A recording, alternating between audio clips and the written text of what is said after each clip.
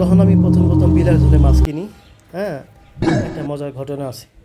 যে বাজারে মাছ কিনতে যাইতাম আমি, যা ওপেন সবার সামনে মাছ কিনে চাপিলা মাছ, হ্যাঁ, যেহেতু বিলাকে খাওয়া ভালো জিনিস, এটা তো লজ্জার কিছু নাই, সবার সামনে কিনতাম। এতে কিছু লোক বাজার করতে আইসে, ছেলে এবং মহিলা উভয়, সব লোকই আছে। আমাদের এমনভাবে তাকিয়েছে যে এই মাছ মাসে খায়, তারা কিনে রুই মাছ, বোয়াল মাছ, অন্য অন্য দামি মাছ 500 টাকা কেজি, আমি কিনি 150 টাকা কিনি চাপিলা মাছ।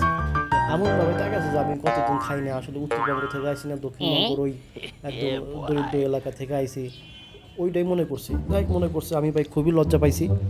হ্যাঁ, এমনভাবে তাকাইছি যে খুবই লজ্জা পাইছি।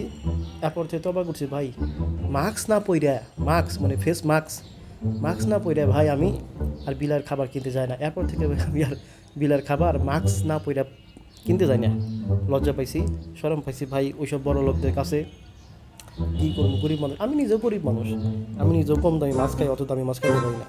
হ্যাঁ, তো গরিব মানুষ অনেকে আছে, তাদের অবজ্ঞার দিকে তাকাবেন না, অনেকে চাপলে ওকে খাইতে পারে না, মানুষ না খাবে না, সবাই কি টাকা আছে?